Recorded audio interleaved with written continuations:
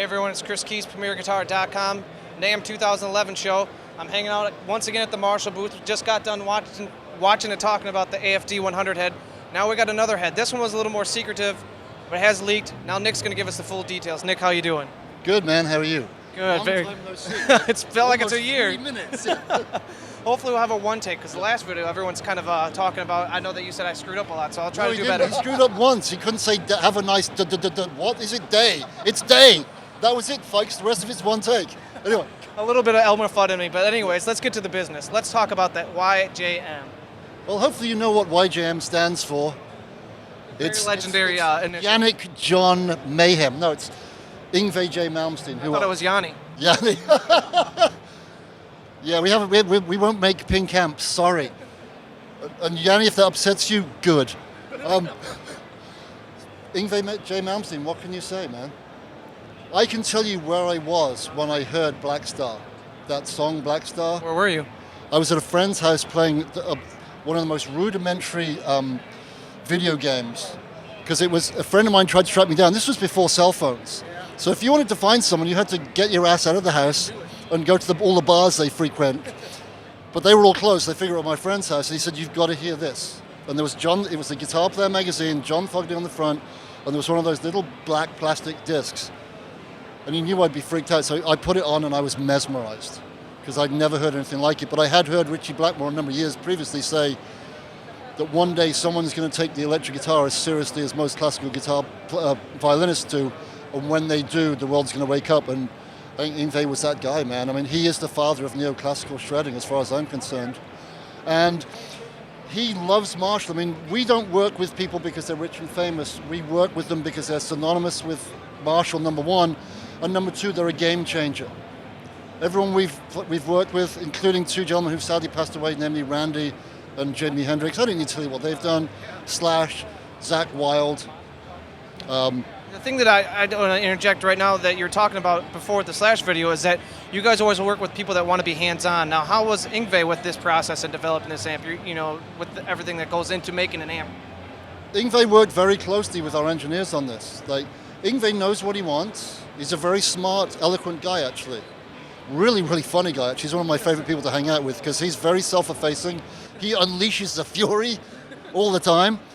But he's always been synonymous with Marshall. He said one of my favorite quotes from Yngwie. He goes, "The world is right when you can only see two things from outer space: the Great Wall of China and my backline."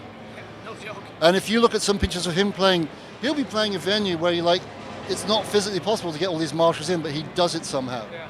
He lives and dies by this stuff. You know, he was influenced by Hendrix, made him want to play guitar. There's that association. And Yngwie's synonymous with this brand, and we're very proud to work with him. He's a wonderful ambassador, and he's playing guitar amazingly still to this day, and he's influencing people. He'll be signing for us on Saturday, and it's going to be mayhem. He will unleash the fury on NAMM. But what this amp is basically, it's based on what Yngwie's sound is. So it's based on a 100-watt plexi or a super lead, whatever you want to call it. It's in a bigger than usual box. If you look at this, see, it's deeper. It's a Marshall major size box. And to all intents and purposes, it just looks what it could be a JMP, but it's a YJM. Yep. But then when you flip it, things start happening. This really is an amp of two sides. There's a front story and there's a back story. And the back story is fascinating. So if we can come down here to the back panel, this is limited edition. It'll be out in April. The reason we're launching it here is because it's been leaked on the internet. People are fascinated by it, but they're making stuff up. So we're like, you know what, we're going to set that to rights and tell you what it really is. And like I said, it'll be out in April. What Yngwie does is he's a Marshall guy through and through, and he likes to tailor his sound according to the club and how he feels. He always uses some form of booster. He's had several overdrive pedals with his name on it that are great, and it's always a booster and a noise gate. So we've put the same sophisticated, can't say the words, I'll start again. So we put the same sophisticated gate system that's in the Kerry King that works so well. And it's intelligent as much as it just does have a threshold. If you're sustaining a note, it'll let it die with you because of the way it's built.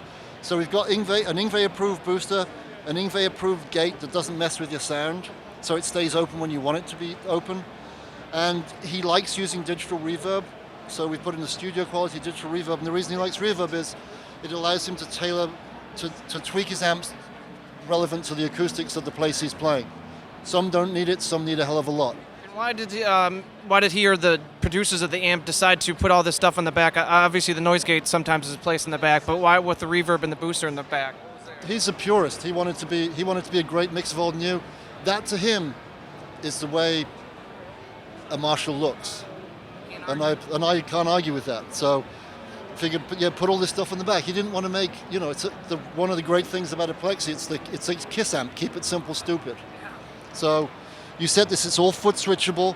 The two other very cool things here. Actually, three. There's an effects loop in there that you can engage or disengage. When all of this is disengaged, it's true bypass. So the purist still has what they essentially want. This is very cool. There's a power switch, which when you select it, takes it down to 50 watts once again, depending on the venue. And even better, just the same as in the Slash we were discussing earlier, this electronical power attenuation. So now you can go from 100 watts down to 1 watt, and any point in between, when you engage this, from 50 to 0.5 of a watt, which is pretty damn cool. And like I say, limited edition, it's the foot controller. The other cool thing about the foot controller in this is it uses our Stompware technology, which means you can use a guitar cable to connect the foot pedal to the amp. Why is that important? Roadies break stuff all the time, drummers drop cymbals. There's nothing worse than having a dedicated foot switch that only works with the cable it comes with, or some weird cockamamie thing you can only buy from Radio Shack. This works with a guitar cable. And if you don't have a spare guitar cable, guess what? You probably shouldn't be gigging because you're an idiot. So this is the Yngwie J Malmsteen amp. We've been doing some stuff on the web with Yngwie very shortly because we want it demonstrated by the man himself, so we're going to go to his house and do it. Notice the Ferrari red of the cover, because that's the other thing in Yngwie's Rolexes, Ferraris, Marshall, Strats. God bless him. And I love his favorite saying. He goes, "Less is not more, more is more." Very Spinal Tap-ish. That's Yngwie, man. Some people read him wrong. He's a very funny, self-effacing guy. A great guy to hang with. Before the people get online and start leaking information or lying, as you've alluded to earlier, let's get it set straight. When will this be hitting the streets and people can start picking it up? You will start seeing this in stores in Europe right at the front of April, and it will come to America shortly thereafter. So I'd say May, June in America. Excellent. Nick, once again, thank you very much for doing this and talking to us about this very impressive amp. My pleasure, my friends, my pleasure. You're welcome anytime. That's $50 for each take, right? I think so. Did I pay you? Thank you very good. This is Chris Keys for PremierGuitar.com. Hang out the Marshall booth, 2011 NAMM show.